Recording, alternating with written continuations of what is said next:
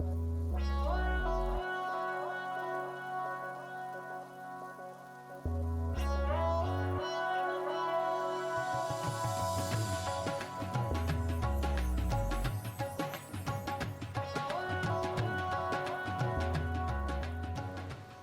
you mind I start talking about beauty?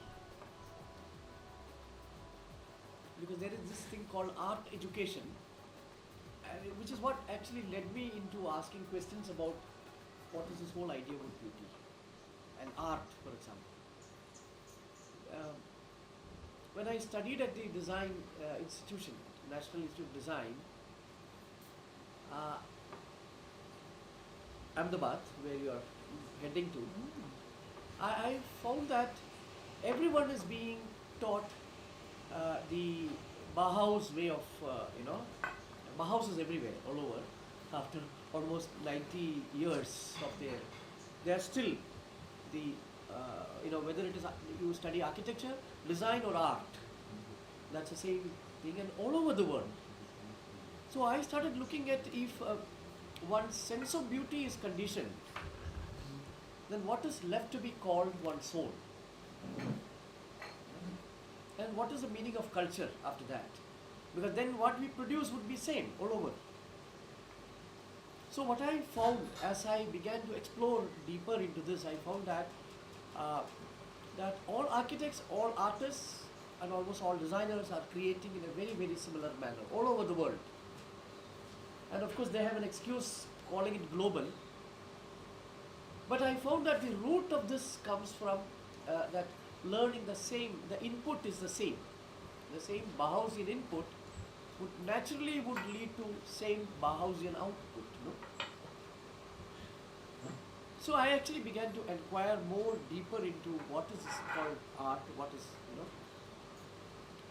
So as I was telling yesterday that I was lucky working with rural non-literate communities, because they are the people who have actually kept diversity alive. Diversity, there is no diversity in the modern context.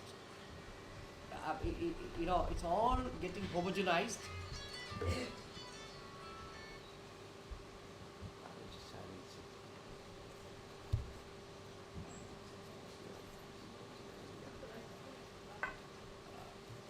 So this, so what I began to actually inquire is this how rural tribal communities create things, and what is their base of beauty? How does beauty come? Because they seems to be creating very differently.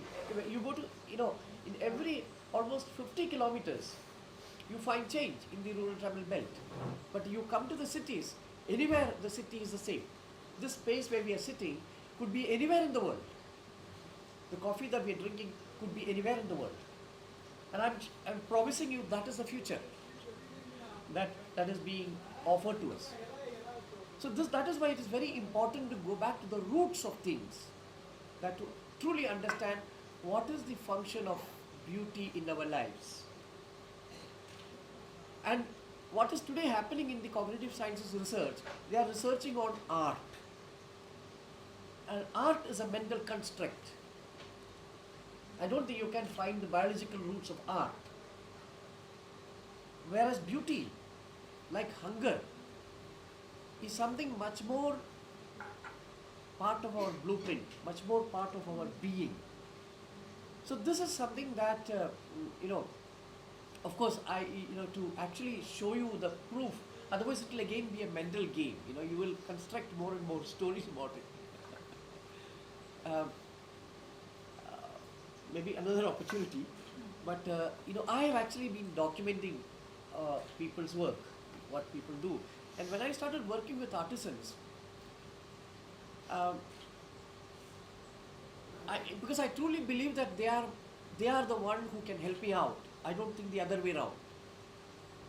The tragedy of modernity is that we think we are all fell off and we need to help others. This is the catch. We are actually in a catch-22 situation. It is our arrogance to believe that we are all fine and others need our help. It may be the other way around. So actually when I started engaging with rural tribal communities, I realized that that's actually the case. that they are the people who can actually help us out to truly understand the biological basis of our existence. And it was actually once I saw this potter making a beautiful pot. It was just coming alive. And I realized that it was actually, it was like an sudden insight that this is actually this has a biological basis. I never thought of biology till then. I was thinking it is something that we are creating, and we from our ego is able to make beauty and all that. This is what modernity is driving us to do all the time. Whereas when I engaged with rural tribal communities, I found that it doesn't happen here. The whole being, maybe the nature is enabling them to function in the manner that everything else in life is functioning harmoniously. So this beauty is part of their being, and then I started went around and started observing this more deeply. And I found that in every action, everything that people do, especially in rural tribal communities, I found that this beauty exists. That the way a person makes chapati, the way the dough is made, every aspect of your action has this inbuilt that enables you to function in the right manner. It is that it will be interesting to look at the root meaning of art. It seems the root meaning is order. I'm not too sure. It's order. So one should also look at the root meaning of order. Because actually now we are preoccupied with the mental construct of what is called art. We think it is self-expression, something that we are creating, something that we are composing, something that we are consciously doing, planning, engineering, But whereas, because, in fact, it's my work with children, but I do this workshop during the 2 months holidays at, in 2003 I started that, called Sensing Nature, Knowing Nature. Basically, I call all my methods of working do-nothing methods. Do-nothing method. Do nothing. Yeah. Just trust that everyone is capable, but for the time being, they have been told that you need an expert. But how do you then convince them that you don't need an expert, that you are capable? Because you go to any rural tribal area, they expect you to design products. You see? Whereas you give enough time, you see that they come up with such beautiful work, that they are original. The originality is another term that we have misappropriated, Originality, everyone is born original and capable of originality. We are confusing that with novelty, creating new stuff. You understand? That even that we have to differentiate what is new and what is original. Originality is that everyone is original. And if you are not imitating others, you are being original all the time. And originality is our being, that is what we are actually. But because of conditioning, because of the whole idea that people are incapable, children are incapable, that we need to teach them, we need to tell them, we take all that possibility away of their own flowering.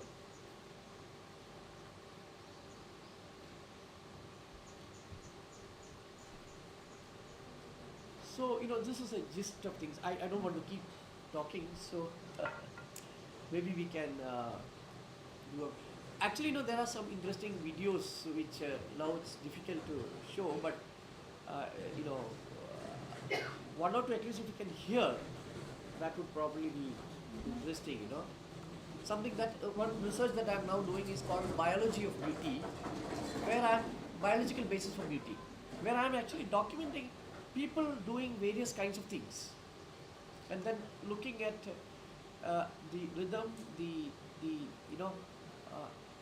things that people have, and our problem is that we always think that we connect this to performance, something that we exhibit, something that we perform, but actually the root of beauty doesn't lie there. The beauty, the root of beauty lies in your beingness itself. Not to exhibit, but just the way you are being. That is where the root, the you know. So actually, one friend used to tell that that this most of modern research is like looking for a black cat in a dark room where it doesn't even exist.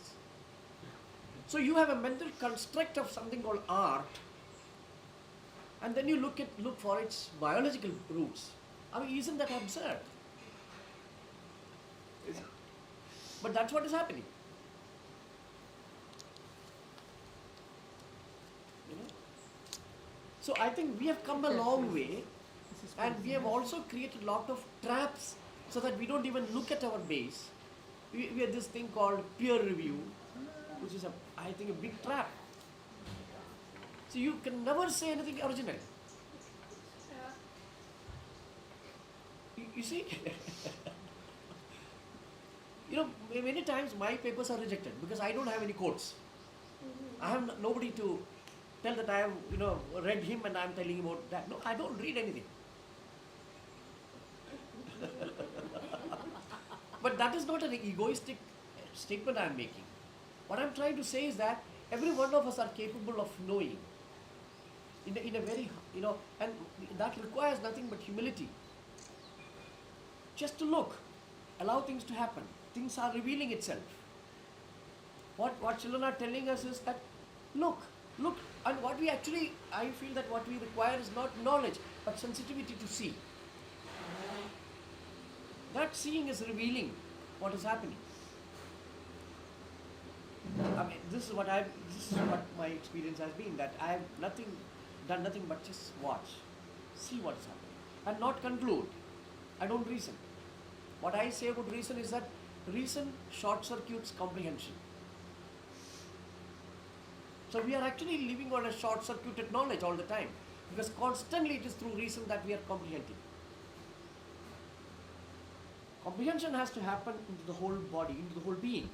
But we are using our little mind, little head to always reason and we think we are comprehending.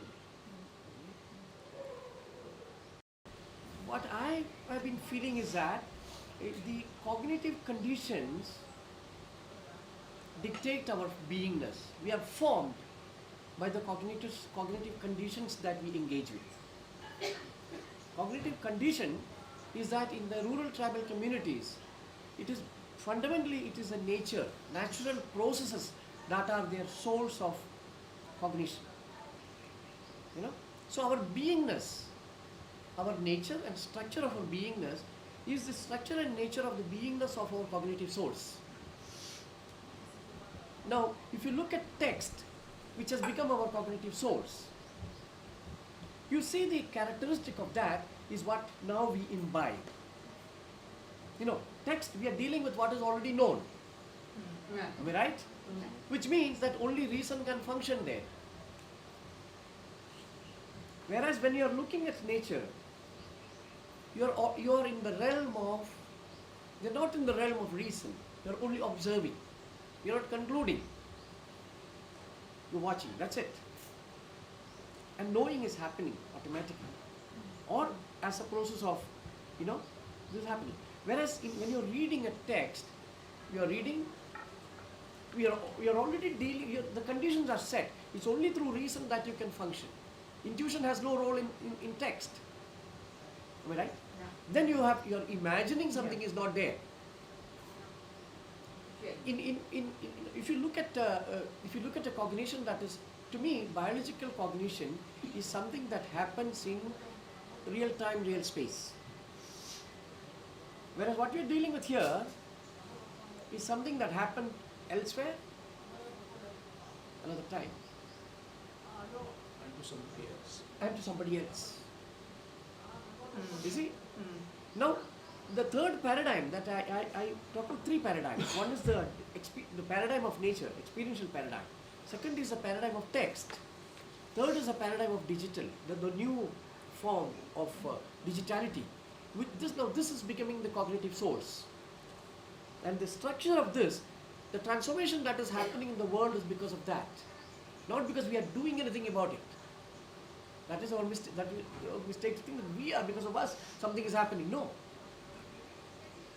I would like to say that even the problem of gender begins with the crisis in the cognitive source. The problem of the moment you are depending on knowledge, because you can see that the whole crisis of feminism begins with the textualization of experience.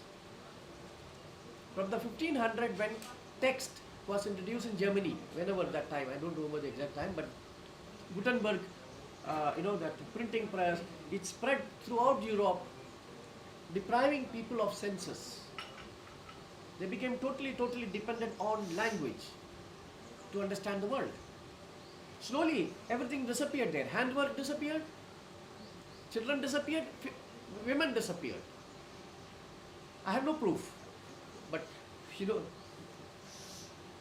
and it is when the introduction of television or other media that feminism began to work, because some senses began to come alive again.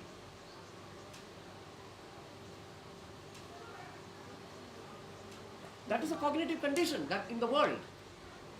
The cognitive condition was that you begin to engage with another mode of knowing, which is the television, images, film, that began to reactivate some sense, again a fragmented sense.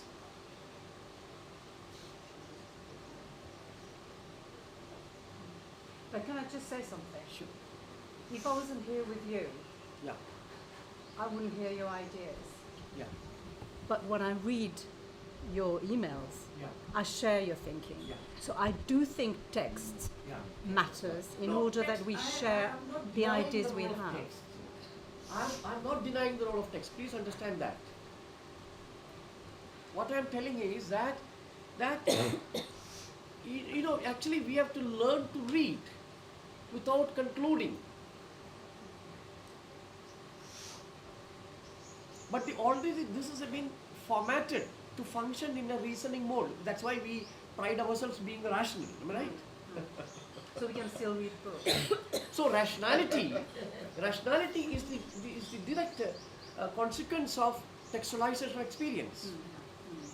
And I also would like to say that when we talk about Western culture or Western processes, I would keep children still away, because children need to be taught to become Westerner. And what I meant is literate, which then produces a certain kind of mindset and certain kind of processes. Now, which is happening all over the world. See, So you provoked me. And I was a child who loved to read. And reading books Yeah. for children. Yeah. We have a very good author in Brazil called Monteiro Lobato. And he writes about our realities, but it came, and once I was I had this very bad disease, and I was in bed for more than a month in summertime, where all the kids had vacation, and and my father gave me the collection of these books,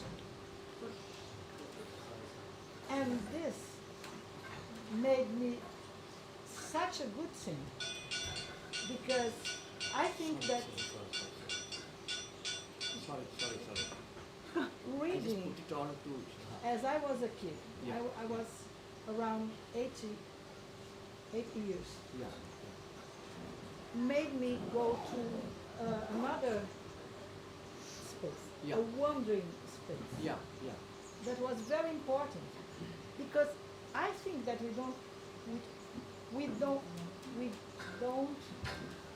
have only to deal with the reality and what is put in it. Yeah. We have a need to wander No, I and to agree. go to I another world. No, but this wonder, we think that is it coming from books? The wonder can come right from experiencing the world. But come from I will tell you. No, I'll just tell you one very simple thing that somebody just told me. She was telling that whenever this child gets angry, he will go out and dig. Yeah? dig. Dig. He'll take a spade and start digging. You know. So after a few such experiences, she asked the child that, what are you doing? So he said, I want to dig and go out of the world.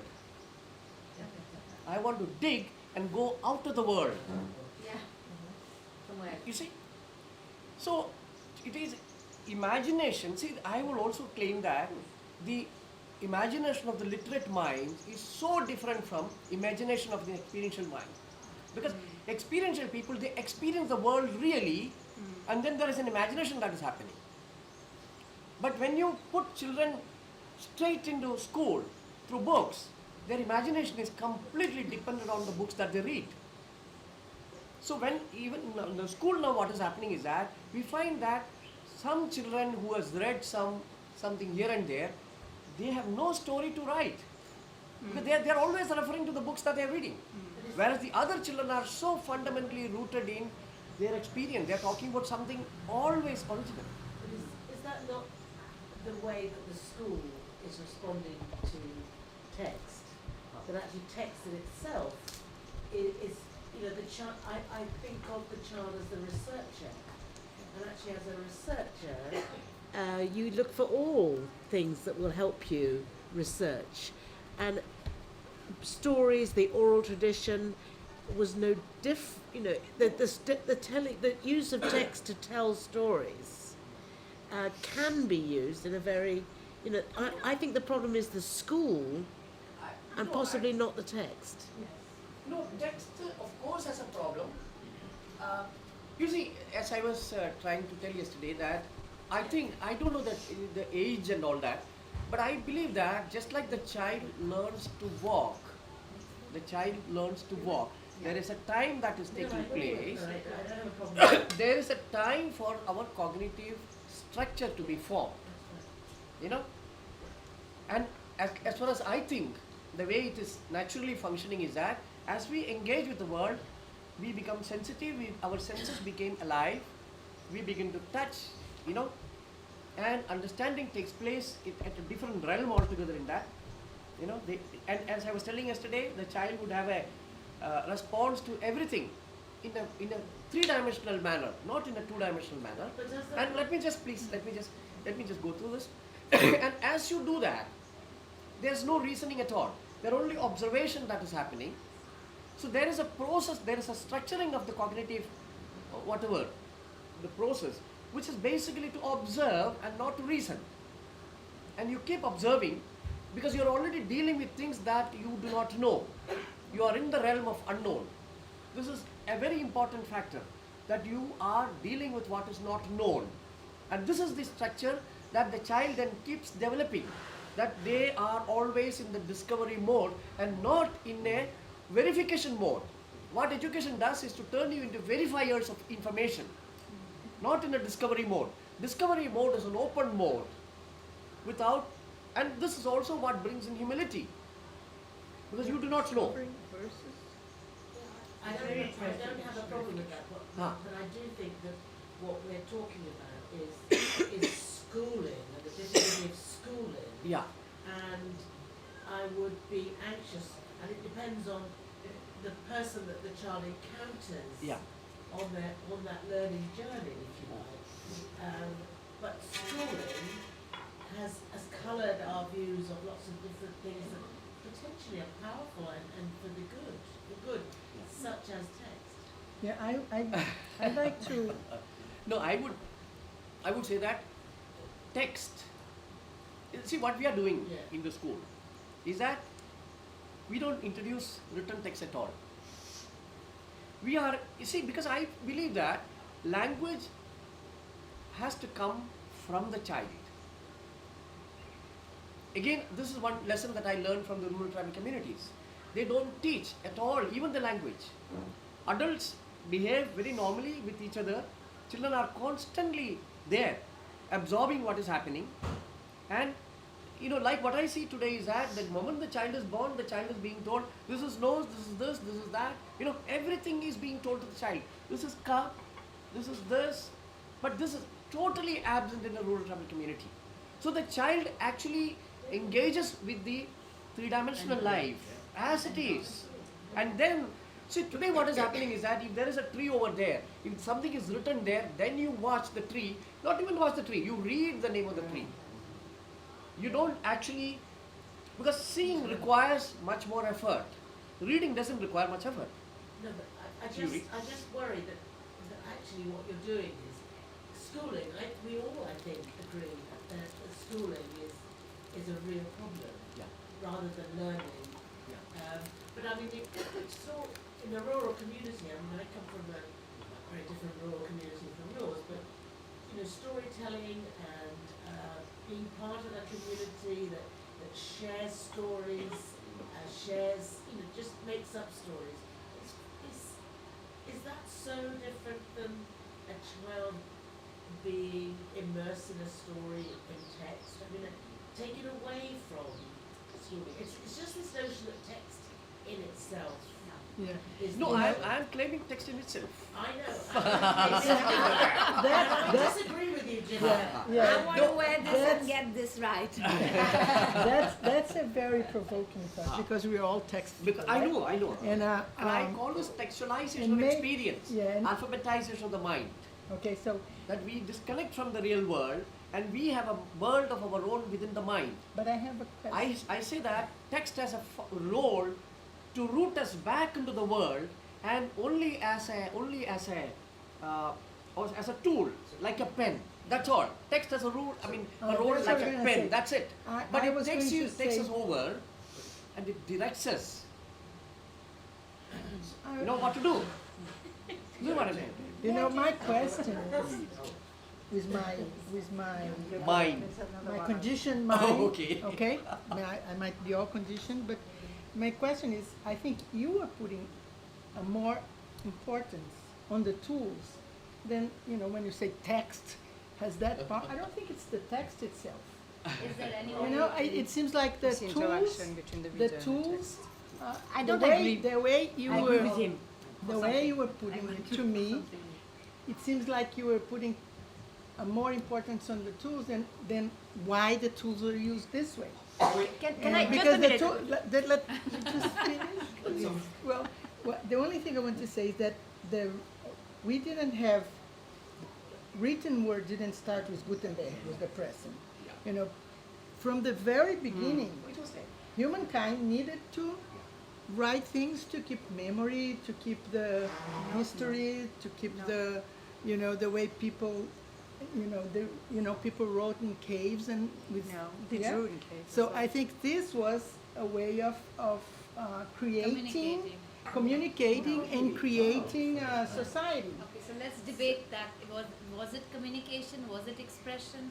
What was it? Yeah, I think it was expression and communication. I might be all wrong, but I think that written text has this power. And how we are using it, how does the school make an use of this, that might be a problem, but not the text itself. I don't know. So text is, well, I'm just thinking text is a symbolic form of representation, right? A way of representing experience.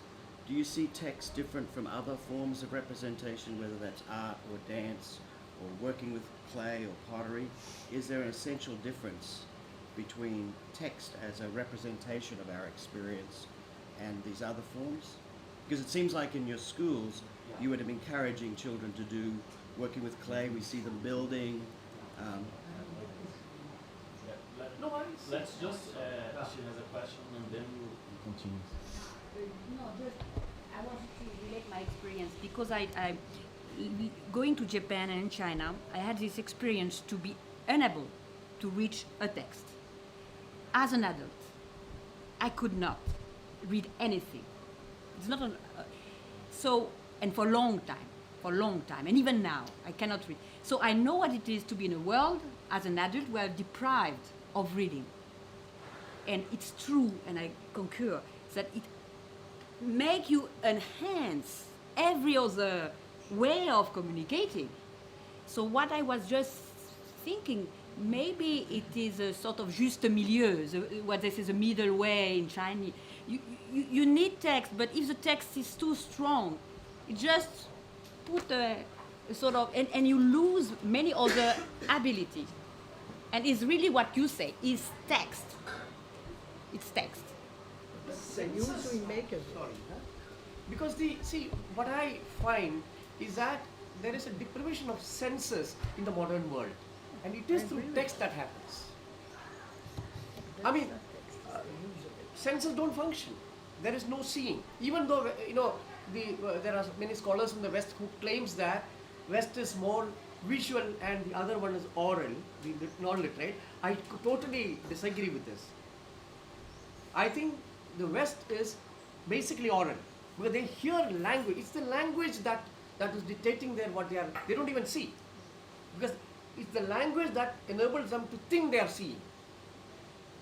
Whereas in the non-literate, the sense cognate communities, every senses are functioning.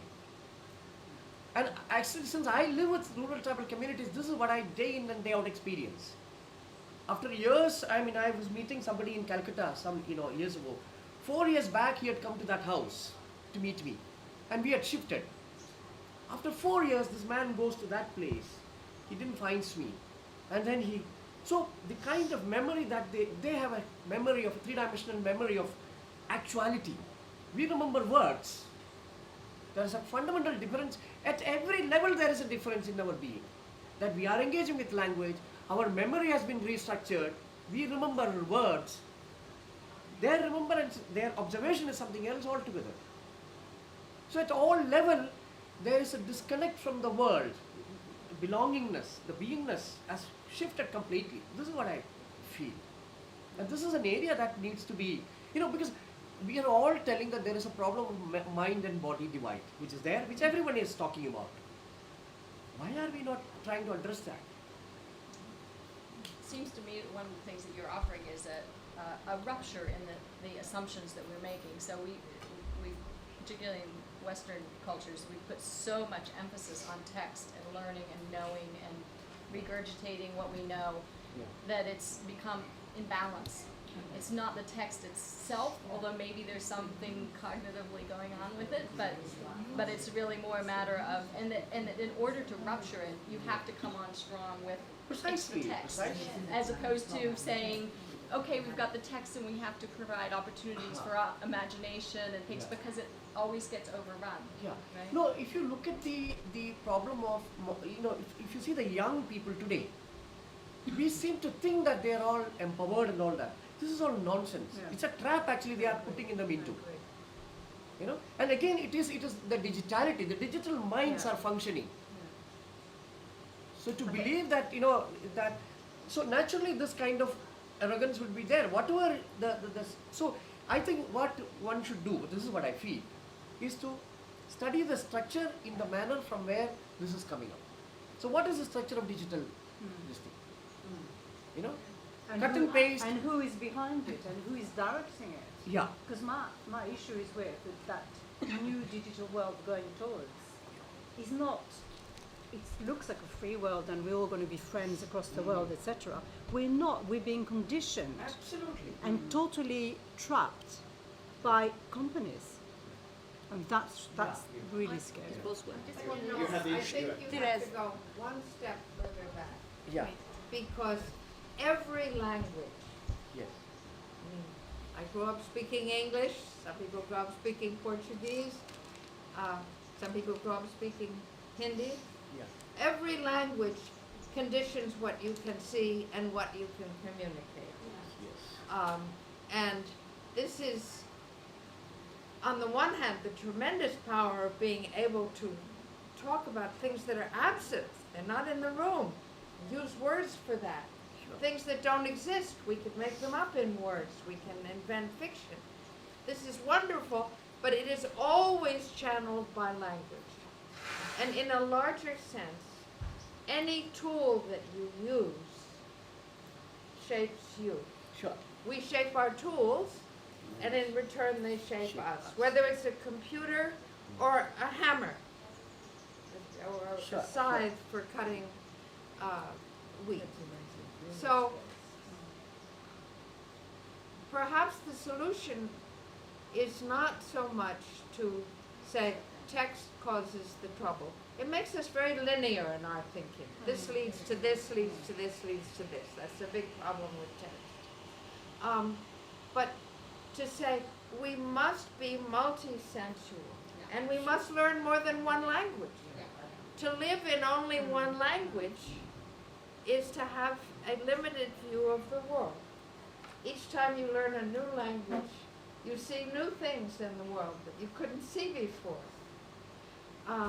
So it's just to take text and sing it, and paint it, and dance it, is to read differently. And it is to bring back all the senses to the text instead of letting the text stand alone. It's also valuing that beyond the text, so the things that are before the text appeared or that are being expressed. I was sharing this morning some of the work that I've done around developing a dissertation, but using art to pay attention to art and dreams, and that will feed the creative aspects of the text that will be created one day, I hope. But that you don't assume that you're going to get it all from here. You're going to get it from your heart and your dreams and from the forces around you and the community around you. Shifts it incredibly, I think, from just, I'm going to sit at my computer and out the words will come. But I think Ivan Illich, have you come across? This school I is think a he is one of the most important men if you want to truly understand what is happening in modernity. This is what I feel.